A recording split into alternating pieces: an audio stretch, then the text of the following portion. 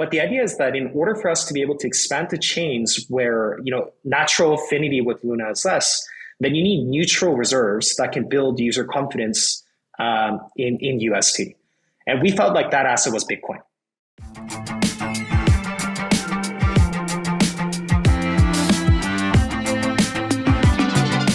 All right, everyone, welcome back to another episode of Empire. We have Do Kwon, who is the most highly requested guest on Empire. So, Do, my friend, welcome to Empire. Thanks for having me. Let's start just real quick. You've got this saying, decentralized economy needs decentralized money. There are a million things that you could go do in crypto and probably outside of crypto too. You've decided to kind of go after this, like the proverbial holy grail of crypto, right? Which is fixing the money. You've got these like three types of stables, right? You've got fiat, which I would say maybe USDC, like you mentioned, where there are a couple of different issues there, maybe like security of the issuer, regulatory risk. You've got these leverage-based stables, maybe DAI, I would bucket in here. And I've heard you talk about this as well. There's some scalability issues around this because of like because of like leverage demand and things like that. And then you've got these algo stables, which historically have not actually worked because you've got the stability trade-off that could lead to a death spiral. And they've generally failed due to this kind of like lack of demand and unsustainable APYs that usually attract this like mercenary capital. How does UST and the stablecoin that you guys are building differ from the algos or the leverage-based stables or the fiat backed stables so far? Yeah, so there are largely three main flavors of stablecoins. So the first is fiat-backed, the second is leverage-backed, and the third is algorithm-backed. And all three of these have different, stability profiles and pros and cons. So with fiat-backed stablecoins, they can be censored. So that's a major problem. So the underlying bank deposits could be seized, or different types of rules and asset seizures could be enforced by whichever regulatory body feels like they have control over these centralized stablecoins. And if you look at the long history of fintech and financial technology, it's always erred towards adding more regulation unless it was impossible to do so. So over time, compliance overhead and KYC, all of that starts to pile on. And I think that sort of defeats the entire purpose of using DeFi in the first place. If you have to submit like a bunch of on-chain paperwork to a centralized entity in order to get your transactions across. So I think it's going to lead to a subpar experience. And the entire point that there's so much centralization risk here defeats the entire purpose of DeFi and poses an existential risk to our entire industry. Yeah, no, I think you're absolutely right. Like, I mean, we were super early in DeFi, and it's always felt like crypto has been this industry of double standards, right? We preach decentralization, but most people, even Bitcoiners, hardcore Bitcoiners, still use centralized exchanges, and we take the short route to security, to decentralized, and a lot of DeFi is operated by regulated stablecoins, and that is really the Achilles heel of the industry. When I think of the success of Luna, I think it's been largely, and I tell this to most people, is I think you took a very consumer-centric approach from the very beginning. You said, let's build something that has underlying utility, not just speculation. Because most algorithmic stablecoins, this is what a time I'd invest in Basiscoin or Basecoin. And look, it's fascinating game theory, but it's fragile, especially at the very beginning. Whereas I think if you have the underlying bedrock of I think you guys were approaching it from, let's get Chai, this wallet, to be used by a lot of people in e-commerce. Sure, we'll have incentives for people to use this wallet versus Kakao or some other solutions out there. But if you have that underlying kind of bedrock, then there is more stability in the long term. I would succinctly describe it as utility brings stability to a stable coin, especially an ambitious one that is meant to be decentralized. Much to my detriment, I actually passed on Terra because I had invested in Basecoin, and I felt that it was like, all right, like game theory is fascinating, but these things are very experimental, very risky. But here you are today, to my understanding, you guys are widely used in Korea. You've expanded very regionally. I think you've gone to places like Thailand, where the central bank has had objections to what you guys are doing, and a lot of it in Asia. Maybe you can just give us a quick rundown of over the years, because it's been what? I think you were starting in 2017, 2018, right? That's when you guys kind of launched. So can give us like a quick rundown of what has happened to where you are today, which is one of, if not kind of the most exciting decentralized stablecoin out there. But it wasn't a very linear, straightforward path to get there. So I'm curious if you could share with us kind of that trajectory, maybe in a nutshell, and then we can go deeper. Well, I mean, so I think the interesting thing about Terra is that I think the moderate success that we've had so far can largely be attributed to like us sort of relinquishing control over time. So if you think about if you go back to Terra in like 2018 and 2019, the entire thesis was payments, right? So the idea was that we would bootstrap a large network of merchants and users that are willing to transact using Terra, and then we would use that to and that would sort of build a network of people that are willing to hold and transact using the currency, and we would be able to build store value applications and things like that on top.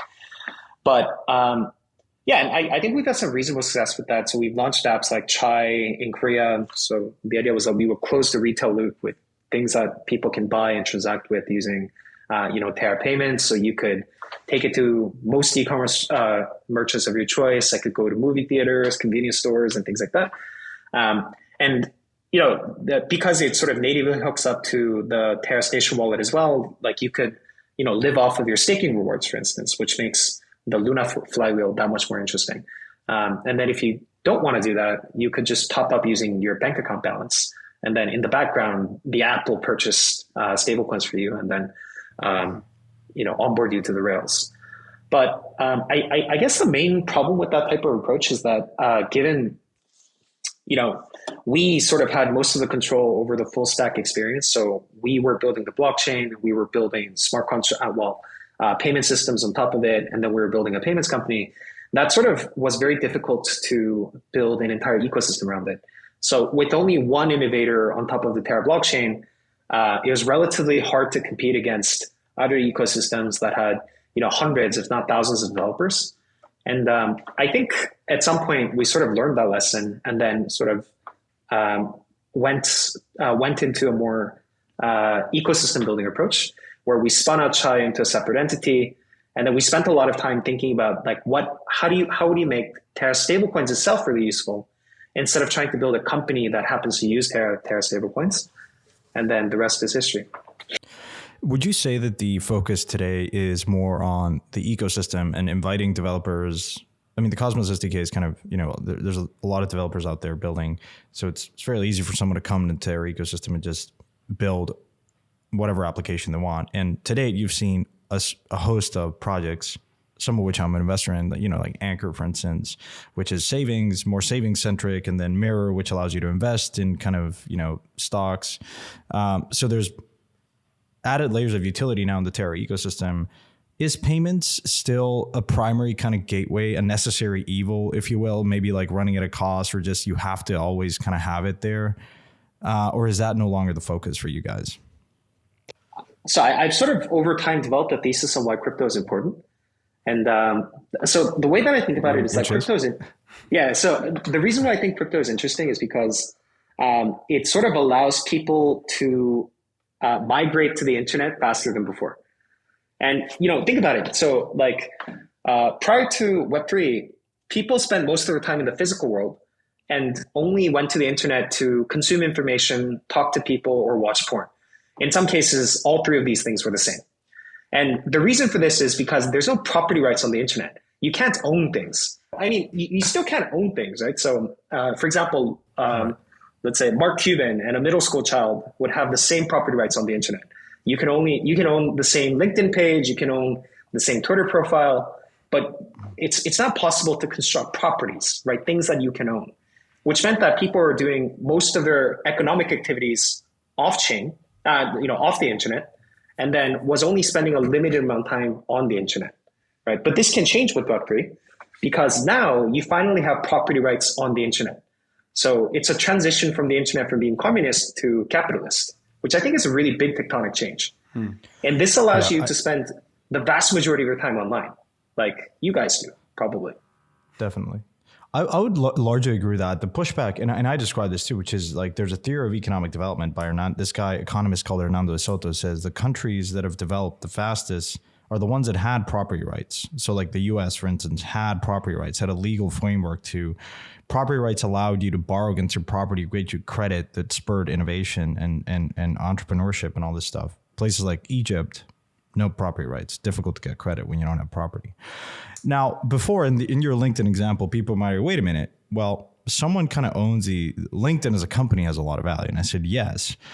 But I think what you're saying is, which is important, I think, for people to realize is it transfers ownership and property to the creator. And sure, you could argue that if you upload a picture on Shutterstock and people are like ripping it and copying it, the same way that people were copying music back in the 90s with like Napster and LimeWire, you had to rely on a system in the real world to enforce what is this property, right? You would sue someone and then it's a messy process, and any IP lawyer would tell you, yeah, this works because they profit, and lawyers always win in this battle, but not so much the artist, not so much the creator. Whereas now you have the ability to create this property that is enforced by math. Yeah. I mean, it feels like what you're talking about, Do, is like, if I had to summarize what you're saying in one sentence, it's previously, but like pre-Web3, you basically had play was on the internet and work and play was in the physical life. And what Web3 is allowing you to do is actually take that work element because of property rights, and now you can actually work on the internet. So is that, I don't know, if it kind of feels like that's the thesis a little bit. Yeah, absolutely. Yeah. Yeah. So let me actually, I mean, it feels like when I'm looking at this from an outsider, like I see you, like the entrepreneur and the founder, it feels like there's kind of been 3 steps, right?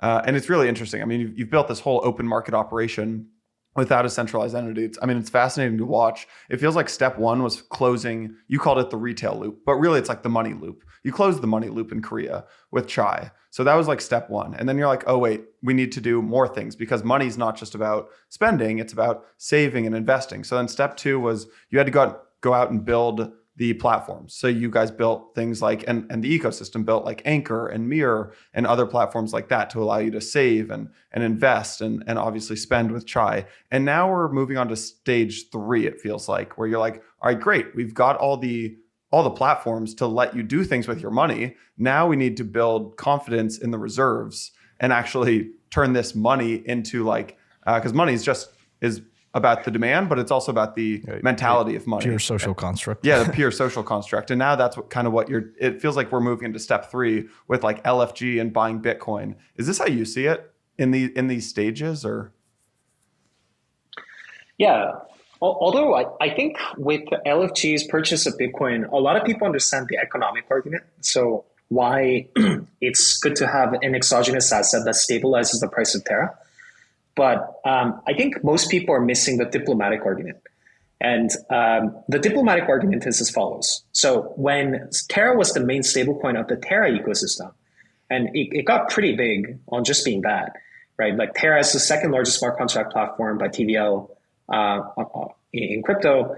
But the ambition isn't to be the largest stablecoin in the Terra ecosystem. It's to be the largest stablecoin, period. We would like to be the decentralized money or some set of decentralized money. We would like that to quote all liquidity in crypto. We would like that to be the main quote currency across all liquidity pools in DeFi. We would like these decentralized stablecoins to basically allow the rest of the DeFi stack that's built on top to be set free.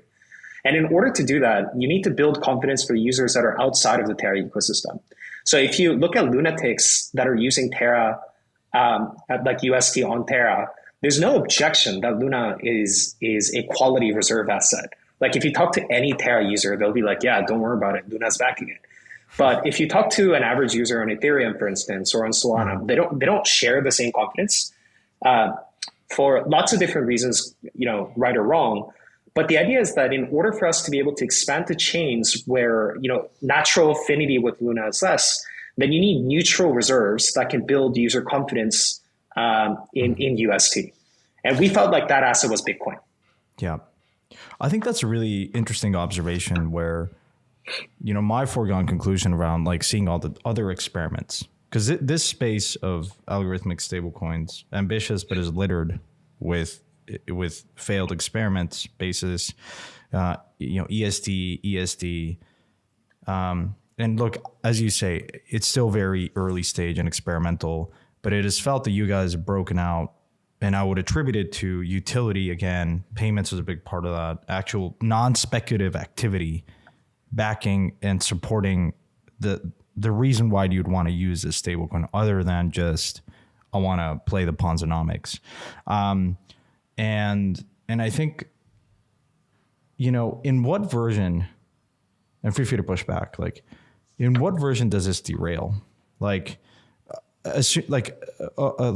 removing kind of like political stuff and all this stuff, which could make your life difficult from the consumer standpoint. Like, if like the Bank of Thailand, I think, tried to do this, which is anyone in Thailand's using this, we're going to like make your life super difficult, which, by the way, is like an argument that applies not only to a stable coin, it could be for Bitcoin too.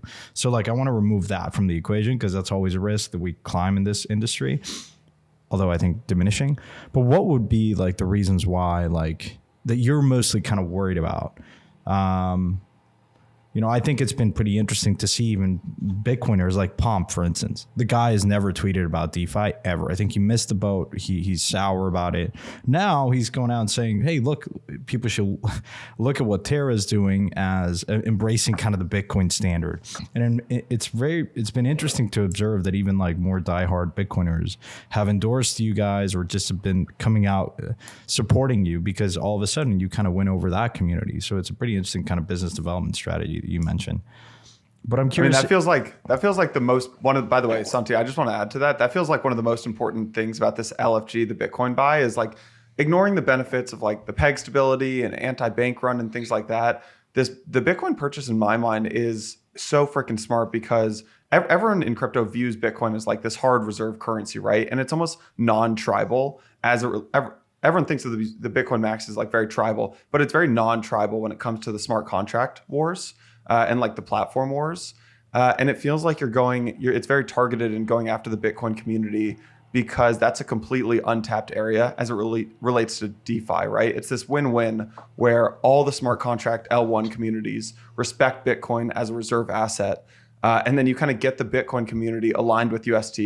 Or even if you get them adopting DeFi, like that's a massive win, not just for Terra and not just for Bitcoin, but the entire space. And I actually think, Do, I'm sure you saw the Avalanche bridging with Bitcoin. Like, I think this could be the first move in all of these L1s are going to integrate with Bitcoin in some way, in my mind. But so now that you have this attention from the Bitcoin community, though, how do you actually start them to use UST?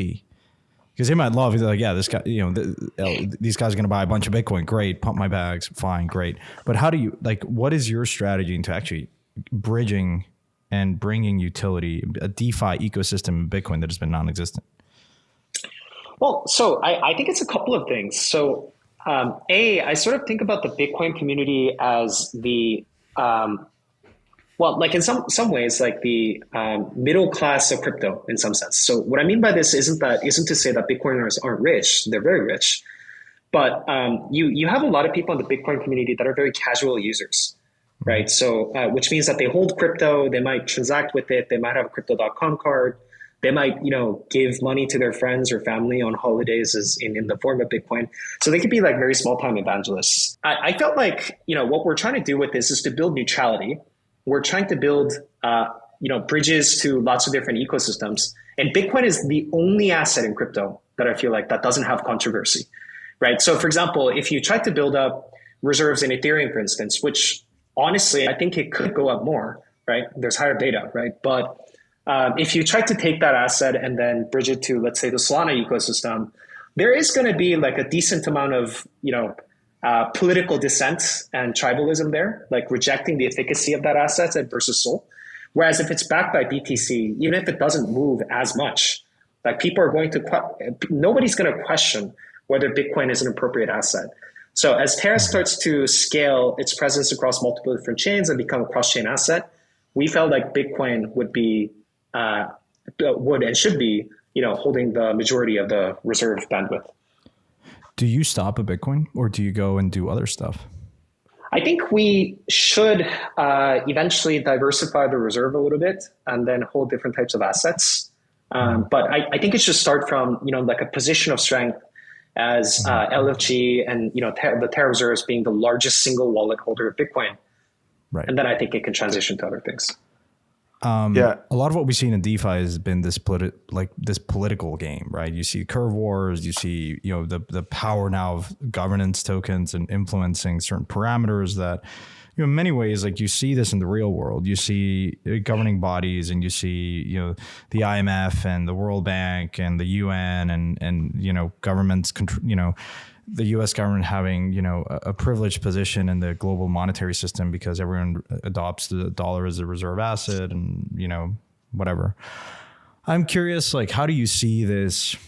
Do you see that like coming more and more to DeFi? And what does that make you guys in terms of where are we in 5 years from a DeFi? I mean, I don't want to just limit it to DeFi, but like from an ecosystem perspective, like, is Terra the most widely used smart contracting platform? What does that mean? If you continue to buy more and more Bitcoin, you're the largest Bitcoin holder, like, or one of the largest Bitcoin holders, like you have a pretty interesting and privileged position in this entire industry. Like, do you think about that? Is that something that is on your mind? Like this politicization of crypto, which hasn't been like, we have tribalism, but that's like inherent in human nature, but not like politics. I think like we've relegated politics and said, no, code is law, but we're now somehow becoming more politicized. And so I'm curious if you believe that. And if so, kind of what is your role in this entire industry? Well, I don't know if I've done enough soul searching to be able to accurately answer that question. Do, are you the crypto president? I was like, I'm just trying to build out here, man. I'm just trying to build. Well, I mean, so one thing that I have a lot of certainty on is that over time, like we are going to stay in a multi-chain world. And the reason for this is because, well, block space is finite. So that means that similar to how not everybody can live in New York City, there's going to be multiple different, blockchains with different characteristics. And I think over time, they're going to develop different culture, and some applications which are overlapping, but some applications that are unique to each chain. Similar to how there would be different cultural differences when you are spending time in Japan versus you're spending time in Germany. I think you're already starting to see some of those cultural differences pop up in each of the communities in Web3.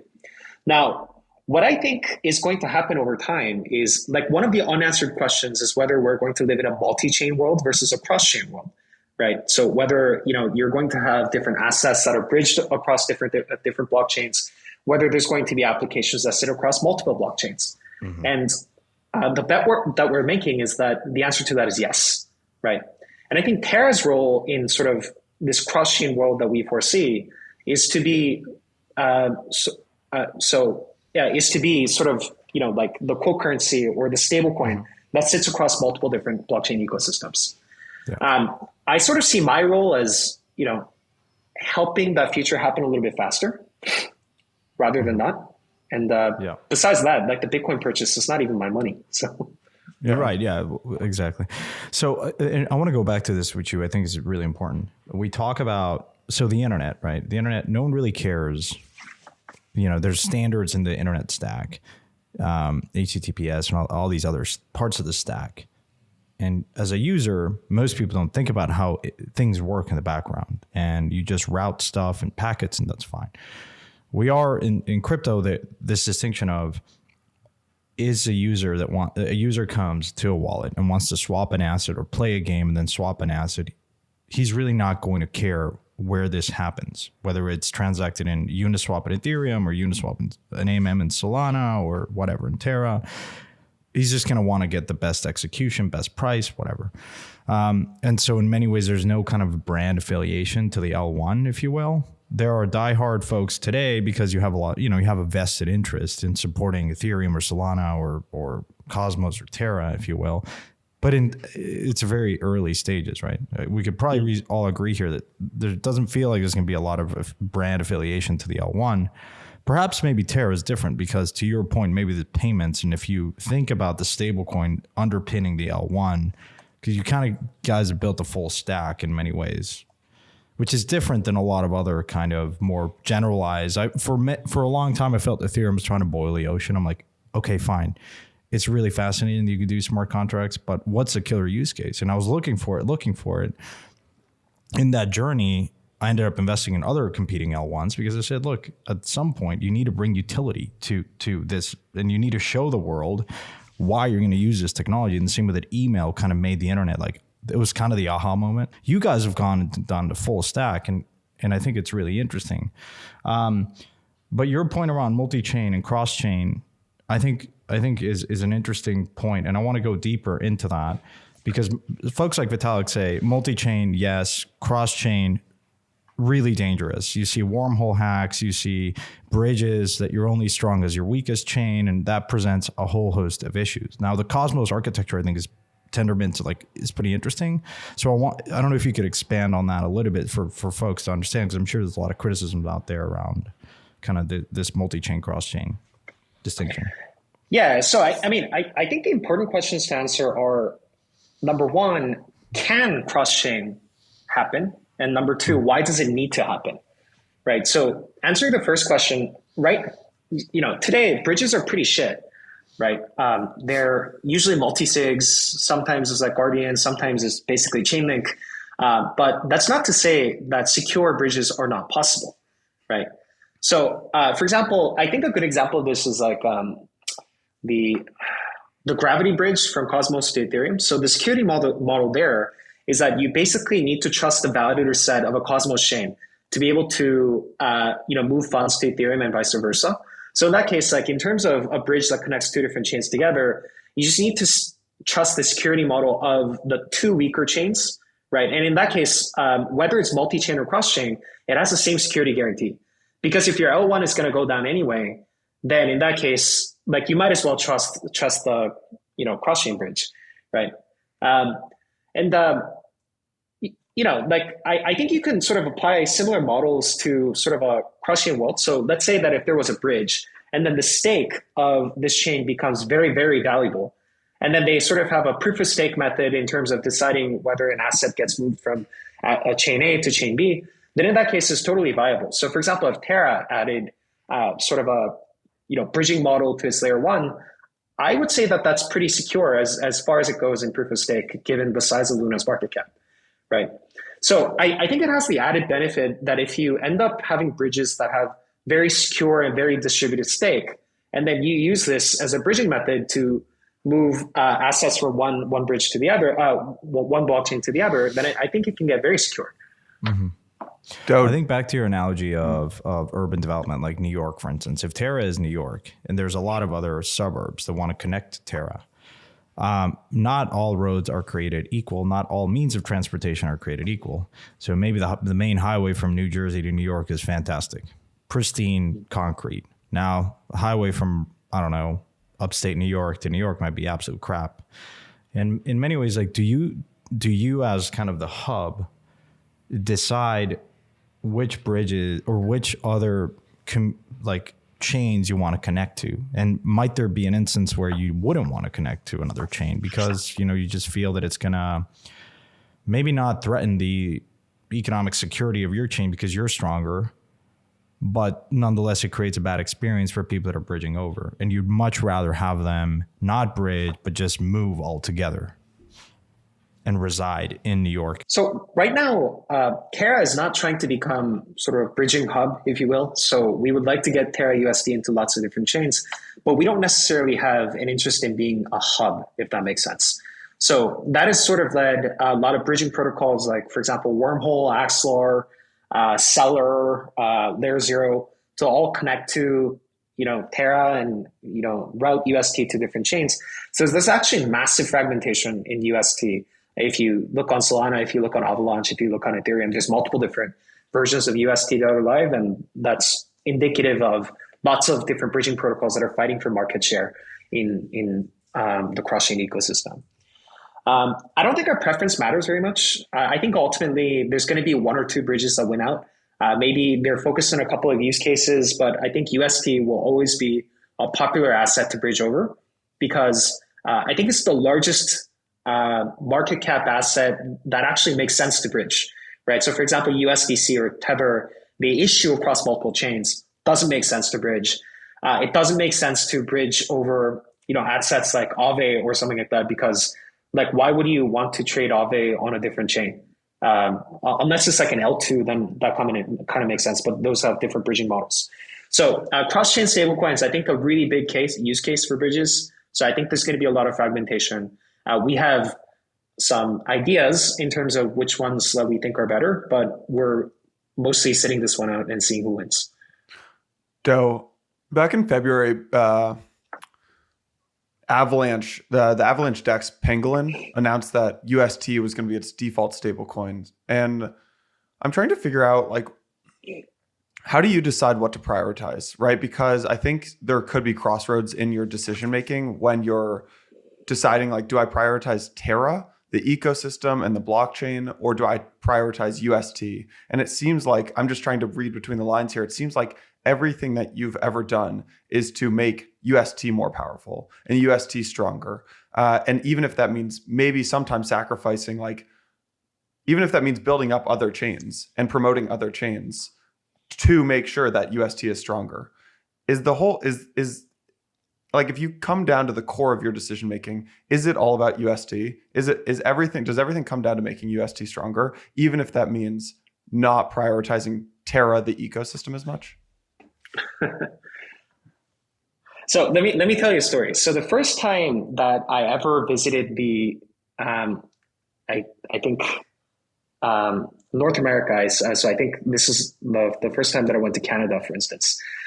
So we went to a shopping mall, and then we were looking at Samsung TVs, and for some reason they were way cheaper than the price point at which you could get them in Korea. So I was shocked. I thought that was an error. I thought it was like a clearance sale or something. But apparently how it works is that because in domestic markets, like, users have a large affinity for the Samsung brand, the Hyundai brand, they generally mark up, higher prices in domestic markets. And Korea was very poor back then. It's not so poor now. So it actually made no sense that TVs would sell for higher in the domestic market as versus in North America, where users are more affluent. But because they had to compete with other brands, they made it very cheap, basically competing with razor thin margins. Similar for, like Hyundai cars or Kia cars, they were doing exactly the same thing. And in some sense, that's happening in the Terra ecosystem as well, right? Because, usage for UST isn't necessarily incentivized. So, for example, there's no liquidity incentives for UST that is funded by the community pool on dexes like Astroport or TerraSwap. But at the same time, like, the Terra community pool is very active in terms of funding incentives for the adoption of UST on different chains. And I think that's sort of like the delicate balance that a lot of people, play with in terms of how do you increase domestic consumption or keep the loyalty of domestic users as well as growing foreign exports. And across the board, the only thing that any builder in UST is trying to do is to grow aggregate footprint of UST, right? So I think there might be balancing acts that need to happen, but at the end of the day, as long as UST gets used, agnostic in terms of which chain it gets used in. Right. I love that story about the TV. I think that paints the right picture. So just maybe a follow-up question to this is, so Terra's main obviously Terra has Anchor and Mirror and all this stuff, but the real product is the stablecoin, right? The real product is UST. And so when you think about, like, TFI, like DeFi on Terra, do you see the majority of the future growth of something like SUST? Is that going to be driven by the adoption of protocols and dApps on Terra? Or does the majority of the future, like, UST usage come from projects outside of Terra? And related to this, like, could you see many of the largest TFI protocols migrating to their own Cosmos SDK at some point down the road? And like, would this be good? Would you support this or not good? Or, yeah. Yeah. So I think ultimately over time, the growth of Terra adoption outside of the Terra ecosystem is going to be larger than internal growth. And the reason for this is because, it's just a reality that we live in a multi-chain future. And if all the growth was coming internal to Terra, that would be a narrative violation. But more than that, I think there's lots of very good use cases that are better suited for other chains, like Avalanche, for instance. So it makes sense that the Avalanche ecosystem would see lots of those use cases, whereas on Terra, you would see different types of use cases. But the one invariant that doesn't change is that if those use cases are successful in different chains, Terra can quote them, UST can quote them. So I believe that as an overall market share of USD growth. Our foreign exports are going to take a bigger share of the pie. But at the same time, I think the Terra blockchain will grow very quickly as well. From a use case application perspective, I know you've been pretty vocal around gaming. We've seen a lot of interest in stuff like Axie take off, and GameFi. It's an area that I'm actively investing in heavily because I think it makes, and NFTs, I think it just makes crypto very relatable to a subset of people that may have never ever wanted to come over. Is that where you see most of the kind of, if you were to like extrapolate and say most of the growth is going to come from X pockets, which ones are those and why? I don't want to. I don't think it's like gaming per se, but do you guys remember the time when Sims launched for the first time? Were you guys big gamers back in the day? Yeah. Yeah, so the thing is, like, when Sims launched, it was a big deal because before, games were about, killing monsters and, slaying zombies and things like that, or, hatching zerglings, so all disgusting, very 14-year-old teenager streams kind of situation. And then when Sims launched, it was kind of cool because when people played it for the first time, is this an actual game? I do remember a lot of people saying that because it was just about building houses and people walking around and buying furniture and things like that. So it's sort of, I think it was the first time when you started to break down the boundaries of what made a traditional game. So i.e. living in fantasy, and then sort of having something that is a closer replica of the real world. And I think a lot of the games that are going to come on crypto over the next few years is going to be indicative of this. So I think, so if you take the Axie model, for instance, I actually don't know if, so it's not sustainable, right? Because if you have everybody earning, then who is paying for this earn? So I'm thinking it's probably Chris Dixon, right? But shout out to everyone out there. Shout out to Chris. But at the end of the day, what the Axie model did really well is that it woke up all the game developers across the world, from AAA game publishers to the smallest indie developer, that GameFi is a thing and I need to do something in crypto. And I think that's going to be really interesting. I think gaming is less about play to earn, play and earn.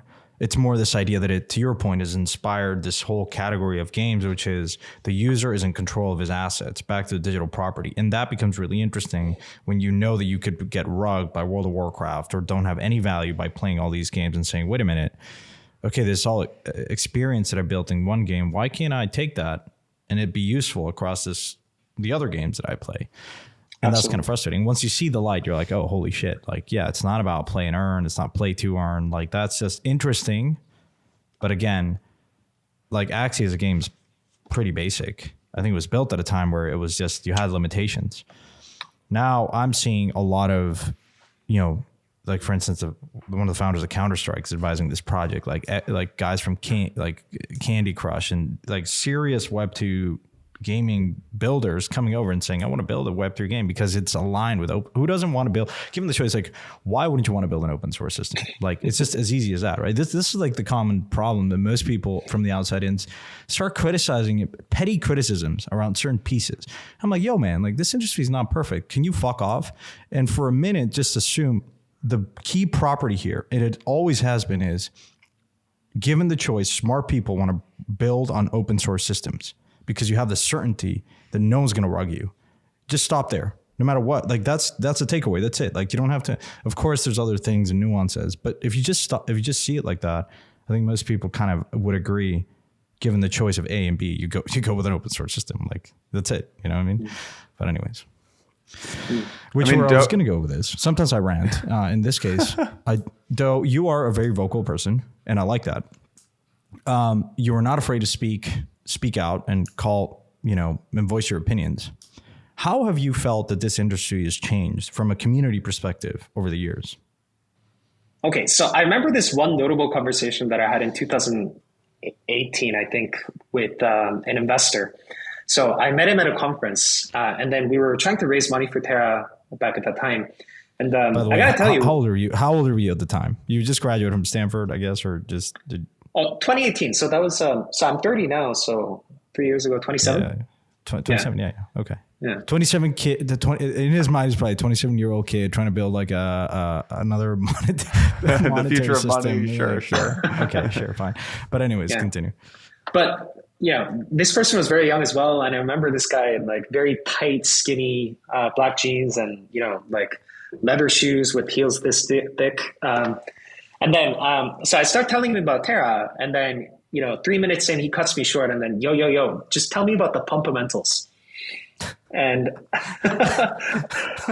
and, that was sort of like the pitching experience back in the day. So maybe we weren't speaking to the right people, but a lot of the people that we spoke to, some were very smart, but at the same time, there were lots of very well-known investors and people in the industry that that was a little bit shocking to somebody that was coming from outside of the industry. So like I went to like private schools and things like that, which is I was living a very sheltered life, and then walking into crypto, it kind of felt like you were at a flea market a little bit. And there's pros and cons of this, right? But I think the crowd that's active in crypto now is very different. So a lot of people looking into crypto just look at, like cats and frogs and things like that, and then say, wow, this industry is really immature. But sort of the intellectual rigor that is backing those anons on Twitter, even if they shitpost all the time, is extremely high. So I think what it took for people to survive, 3 years of the bear market and still succeed and become well recognized in the industry, I would say the intellectual caliber and, like behind all the shit posts and ratios and things like that, the sort of the quality of the people that are jumping into the industry has gone up a lot. Would you say that's the case? Because it can be a very adversarial environment, both deploying code, it's a trustless system. So you just assume that any vulnerability is going to be exploited. But also from a community standpoint, we're very tribal. Everything's out in the open. And so a lot of people look at this industry and say, wait a minute, it's all the scams and money grabbing activity. I'm like, well, you just see it more visibly because it's, a transparent system. This happens in the real world. It's not that humans are any different. Perhaps the optimist in us could say, well, if you know that if you're interacting in a system that is more transparent, then you're more likely to behave in a better way, in a more collective way. But, sometimes we can see some pretty nasty stuff going on in crypto. I'm curious, like, your role, do you ever feel the need to, like, compromise or sympathize with other people that have been very critical of what you've built over the years? Or do you just assume, look, there's always going to be a very vocal minority that is going to always be critical, always be trying to poke holes at what you're doing, and that's just part of the game, and that makes you stronger, and fine. Like if you survive in a very adversarial environment, which you have over the years, then that's sort of a true test of you can actually make it. You can actually survive long term. Yeah, so that's a really good question. So the really funny thing about arguing with people on Twitter is that when you meet them in real life, there's like no mention of that whatsoever, and people turn into the nicest human beings. And maybe they're afraid you're gonna just slap them, No. Go Will Smith on them, and Well, I mean, so a lot of people that interact with me on Twitter just assume I'm a very aggressive person, but if you know me in real life, I'm actually like very quiet. So like people have personas that they assume in dealing with their communities and talking to people on the internet. And so most of the people that I've met on Twitter and, like argued with them or just like made fun of each other, if you meet them in real person, it's quiet guys, you can just have a beer or wine with them. And it's hard to tell. So one of the things that I've learned over the years is to not take things personally, because it's just part of the game, right? And in some sense, by having people that are criticizing you all the time, and especially at some scale, there's going to be a lot of those for lots of different reasons. It's also beneficial because it helps the community stay informed and it holds you to account as well. So I think over time, Terra was able to decentralize a lot because of the critiques and feedback that we got from people that, weren't wishing a lot of success for us. And so I think there are positive elements to things that happen when people shit about you. And you just can't take it too personally. It feels like, similar to most things in life, the best thing is also the worst thing, right? And so one of the things that's interesting about crypto, you look at most Fortune 500 CEOs, they've got like 100 followers on Twitter, right? No, they're not waking up on Twitter and people are chirping them. It doesn't really matter. With crypto, I wake up every single day and there's ridiculous messages in the DMs. Do, you're a smart man. You've closed your DMs. I noticed. But that's also one of the best things, right? I also wake up and in our Blockworks Discord, there's suggestions on how to improve Blockworks every single day. So it's almost like one of the best things is also the worst things. Do, I want to kind of pivot a little bit and talk about just this LFG and the Bitcoin buy. If you're open to talking about that for a second, can you just get into a little more of like, how much Bitcoin are you guys buying? How are you buying it? Or actually, sorry, importantly, I think it's also important to understand just like the seigniorage model, just like what is the seigniorage model? What are the profits used for? How does that work? And then that can tie into LFG. Got it. So let me talk about what we plan to be doing in the long term, and then I think we can transition to what we're doing immediately. So over time, the idea is pretty simple. So for every unit of Terra stablecoin that's issued, the previous model was we would burn $1 worth of Luna. And anybody in the world could do this. So anybody could submit $1 worth of Luna to the protocol and swap it for 1 UST. And that would effectively burn the Luna and mint the UST. Now, the model that is being discussed right now, and then there's a write-up on this on our main research forum at agora.terra.money. The idea is that for every Luna that a user submits to mint UST, let's say 60% of that is going to get burned, and 40% of that is going to get reserved and sent to the community pool so that later it can be used to acquire Bitcoin. So it's as if like as new UST is being minted, about some percentage of that seigniorage is going to go to market buying Bitcoin over an extended period of time. So you can sort of align UST success with Bitcoin success over the long term, because as UST grows, the size of that Bitcoin reserve is going to scale up over time. So 10 billion that is being floated around by a lot of media outlets is just some ballpark figure to indicate the scale of how big this thing can get to. Can I just make sure I fully understand that? Because I'm not sure I fully understand it. It seems like, first off, massive proposal, right, to update kind of how this works. It seems like this will make a depegging really tough, like a sustained depegging even more impossible, or just like tough beyond like maybe 99 cents or something like that, because the primary mechanism for UST redemptions moves entirely on chain instead of through a centralized exchange. Am I understanding it kind of, sort of, or not really? Yeah, you could do that decentralized redemption before as well. So So right now, you can trade in 1 USD and then get back $1 worth of Luna. Now, the reason why this is better for the ecosystem, because now users have a choice. They can either trade in UST and get Luna, or they can redeem it against Bitcoin. So a lot of the death spiral events that worries people about what happens if Luna price falls, along with a lot of people wanting to redeem USD, is lessened because you have a bigger collateral pool in the form of Bitcoin that is sort of front stopping people's redemptions. The name of the game is diversification here, right? Right. You have, probabilistically. Well, and creating more demand for the reserve. You're creating more demand for the reserve asset, right? Like in a death spiral, maybe people don't want Luna, like people lose faith in Luna, and so they don't want to redeem it actually for Luna as well. But now everyone always wants Bitcoin. So as the price of Bitcoin goes down, you can always you know that there's a backstop of Bitcoin. Am I understanding that right? Yeah, I guess like it's kind of like a buffer, right? Because if in one scenario, extreme scenario, everyone wants to redeem for Bitcoin, you exhaust that pool. But it gives you like some time to maybe put in some measures in place to stop this death spiral, right? It's not to say that, look, Do, would you agree? A death spiral is always possible. Like, this is the name of money is a social construct. When you understand that, there is always a version, no matter what is underpinning this, that trust is absolutely breached. And the consensus is this has zero value. Let's move. And let's go quickly. And things spiral out of control. Like that's just, of course, some are more fragile than others. And so you say, okay, what can I do to buffer this, to mitigate that eventuality, to harden the social kind of perception of what of what is this, whether it be a diamond, whether it be gold, a pen, like whatever, right?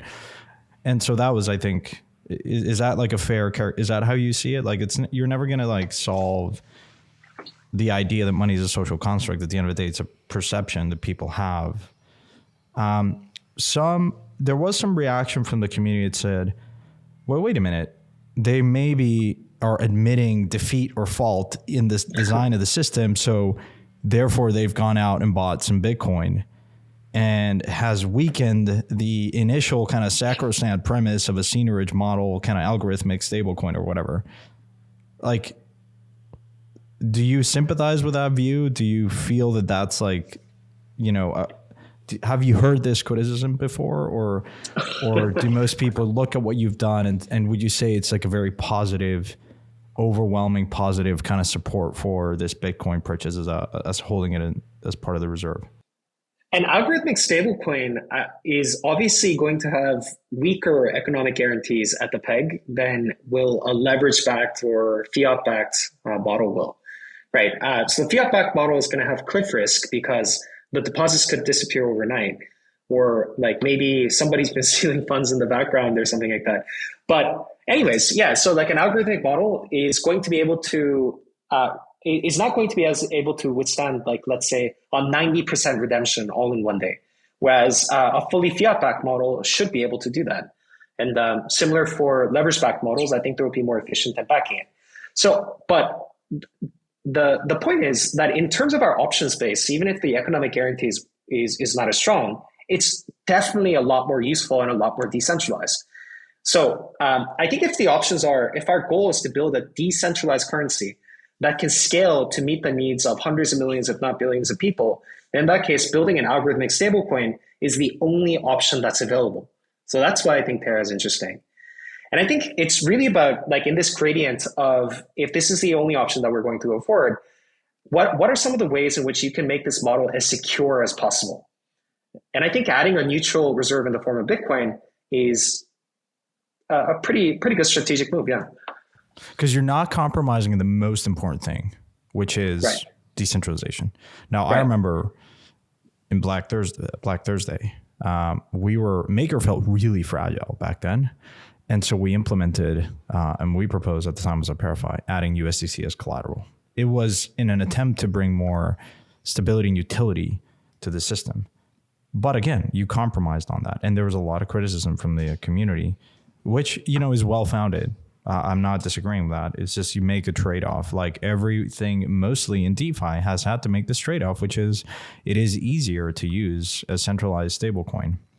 And the market speaks for itself. Like if you look at the stablecoins in circulation, most of them today continue to be centralized. Now, there is a version of that where you kind of really learn the hard way of how it's like flood insurance. Until you are flooded, you kind of don't understand that you should have bought this insurance until you live in a regime like Venezuela where fiat, like hyperinflationary environment, you don't kind of see the value. It's actually been like pretty impressive to see you guys not compromise on that at least, and really push towards decentralization.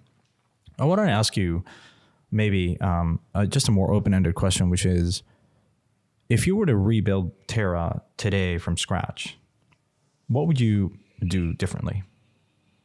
I mean, there's probably a million things that you can think of, but like maybe the more common ones, it's like, God, if I were to go back, like I would definitely not do this.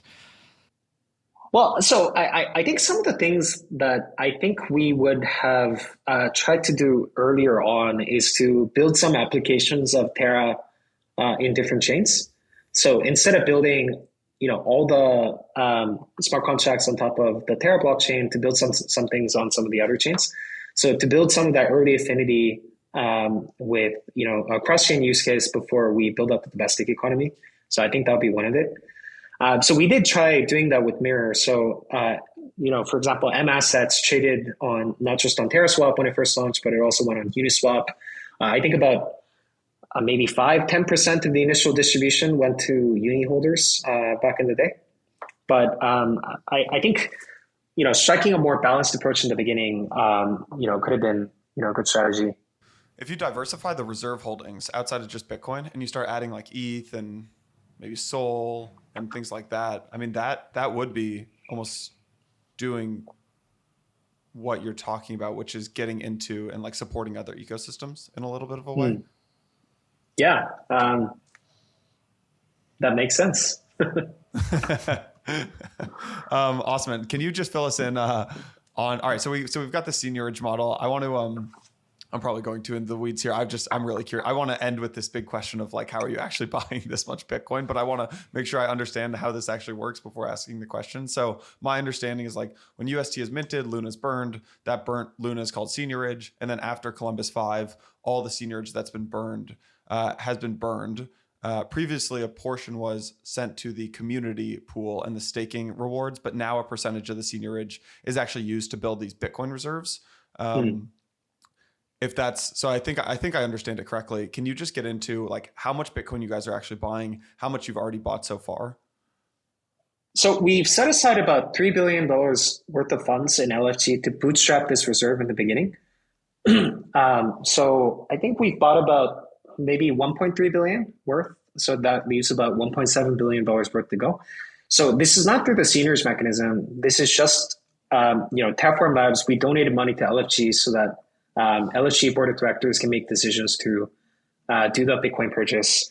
And then after we implement this on-chain mechanism, it's just going to be an on-chain buy as users mint USD. What are the behind the scenes that maybe folks don't understand of like how complicated this actually is? Like, I mean, when I want to buy, $100 of Bitcoin, you go on your app and you buy some Bitcoin, right?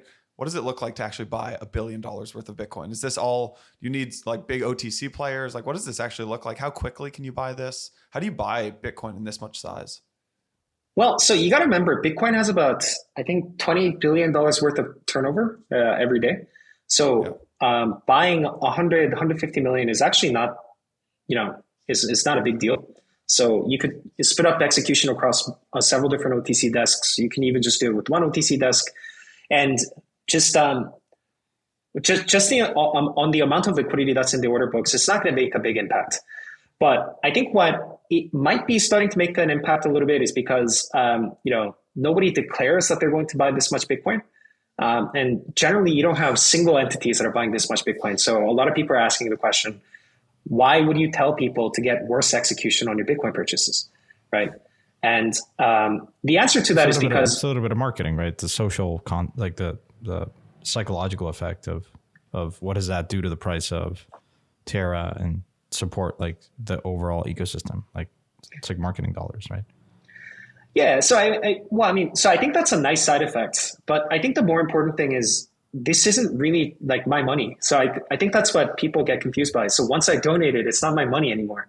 So I'm not making a personal decision to buy Bitcoin.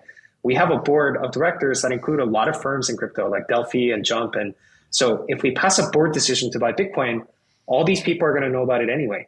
So we might as well declare to the community that, look, we're going to be doing this thing in order to benefit the Terra ecosystem and the users of USD. And we felt like being transparent about it. Yeah. Yeah. I mean, the central banks do this. The Fed goes out and says, hey, we're going to do open market operations. Like they're very explicit of what they're going to do. In many ways, like that's what you're doing. Also, Saylor was very open. I mean, second probably to Saylor, like Saylor's perhaps the only other person that I can think of that has been this explicit about his ambitions to go out and acquire a bunch of Bitcoin. Everyone knew this. Like we're looking at the order books, you were looking at Coinbase activity. You're like, okay, here we go. Saylor effect. And it was like, it's kind of easy to deconstruct that if you just look on chain. So, yeah. I feel like there's a war to gobble up all the Bitcoin. You've got Grayscale versus Saylor versus Doe, and the battle is on. We'll win for sure. I love that. Doe, how involved are you with, there's this big proposal the other day or like earlier this month, I think it was with like Arco was making this big proposal on Anchor. When you see proposals like that, I think who was the other firm? It was either Polychain or Paradigm. I forget who it was, but there's these Polychain. Yeah, Polychain. Okay. When you see these proposals, are you like, you obviously have a take on them. You obviously have a belief on what is the right answer for like, what is the best thing for UST here? How involved do you actually get though? Are you like, I know what should happen for UST, but like, I'm going to stay out of this? Or are you like, or do you actually try to influence the decision-making of these things? So on each of the apps like Anchor, I stay involved at a very high level. So I don't really get involved with like the product teams or to set strategy for how Anchor should grow. I do have a take on some of the proposals that are coming out, and like one of my biggest objections with DeFi, the way that it's evolving, is that it's getting more and more complicated. And I think it's because a lot of founders feel that the surface area of the simple things have already been taken. So they like to compete by, creating arcane mechanisms that are a little bit more difficult for newcomers to compete with. And a lot of the new proposals that are coming to things like Anchor is like, for example, like require people to hold ANC or like VANC, 3-3 types of mechanisms like protocol and liquidity and things like that.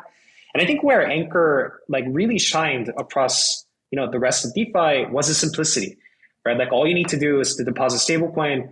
You just need to deposit the types of assets that you're really comfortable with, like Luna, Atoms, ETH, and then like you can earn a yield on it as you're borrowing, right? So it was pretty apparent to me that the proposal wasn't going to get a ton of support from the community.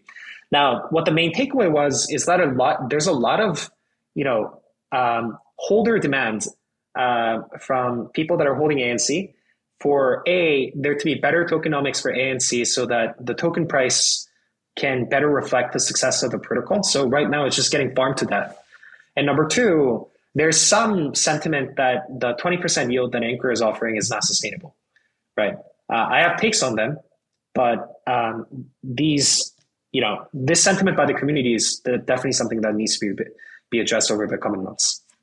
Maybe let me ask you a different side of it, which is, does it really matter to you if you have hundreds of apps in the ecosystem? Not today, but in a version like Anchor, is it Anchor and if it's been farmed to death?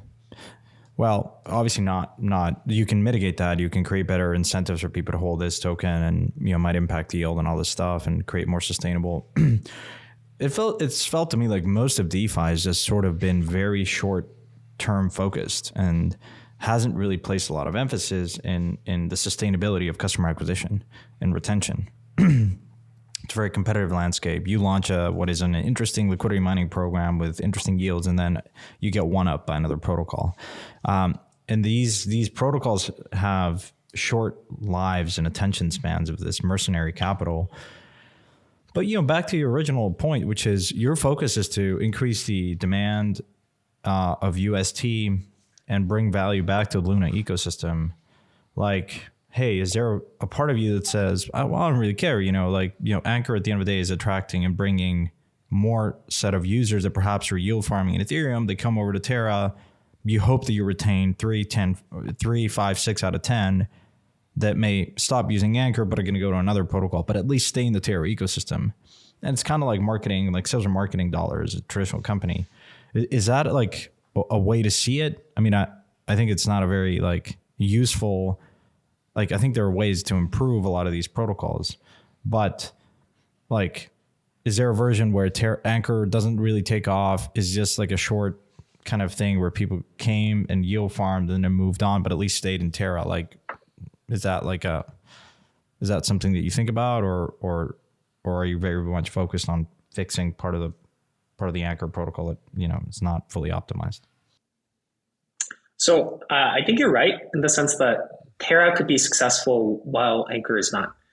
But the one takeaway that I've gotten over building Terra over the last few years is that you build communities by trying to make as many people as successful as possible.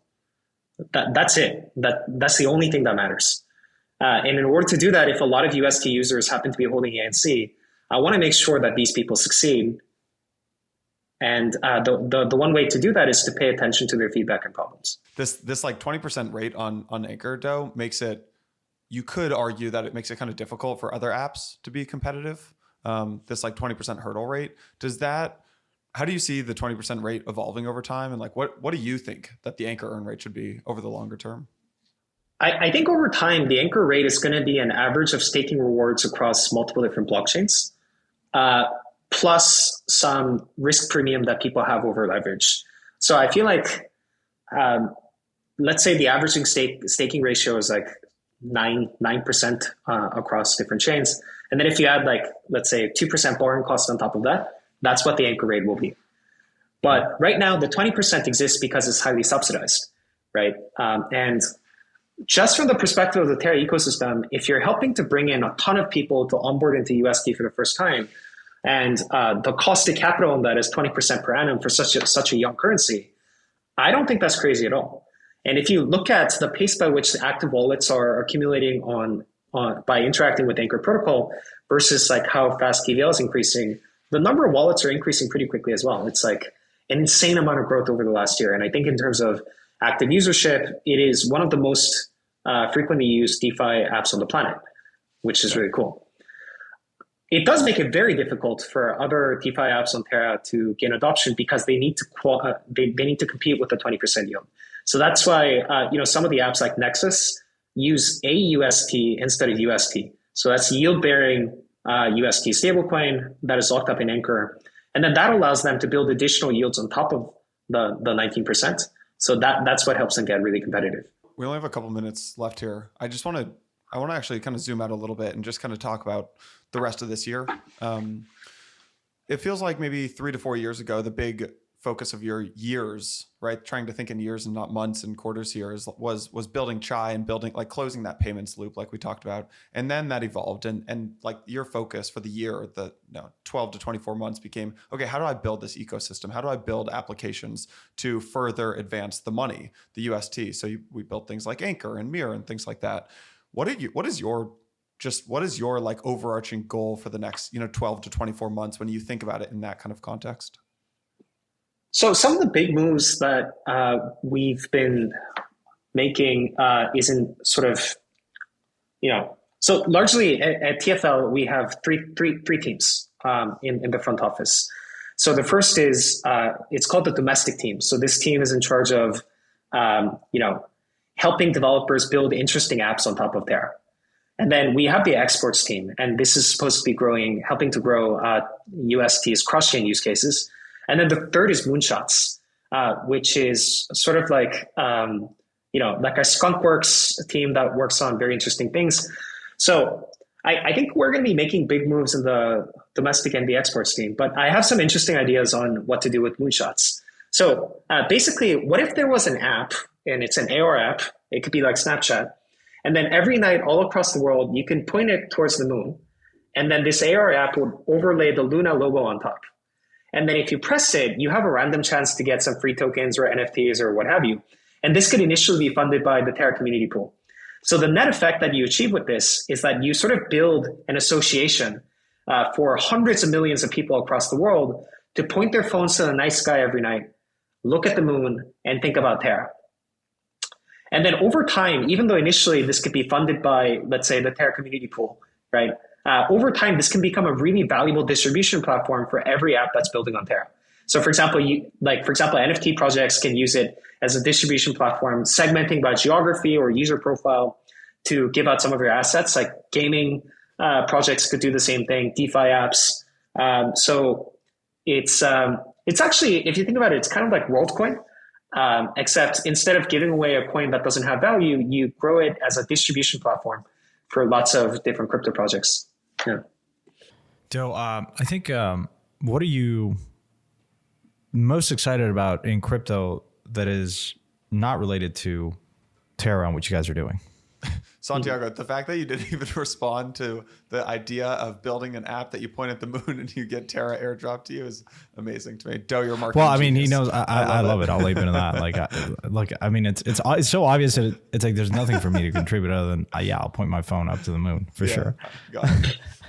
But I am curious still, like, what are the things that you're excited about happening in the broader industry? So I think what Yuga Labs did with Bored Apes is really interesting, and it's not because they like acquired those CryptoPunks or they like minted a coin or something like that. But I think the future of NFTs is sort of upending the IP publishing model. So before, with traditional works of fiction, you had the canonical story first. So you needed to write an interesting story. And over time, you develop the IP, and then later you sort of have things that you can own from the IP. Like, let's say, Harry's Wand or like the Hogwarts Castle Lego and things like that. But with NFTs, it's kind of interesting because you've upended the model in that you sort of have the goods that are sold first, and then you leave it up to the community to come up with their own provenance and lore and fiction over time. Now, the problem is that most NFTs just stop at the selling the goods part, and that lore and provenance and fiction never actually develops. But I think there's really interesting things that are coming out from the community, whereby you try to align incentives around that sort of IP creation and curation.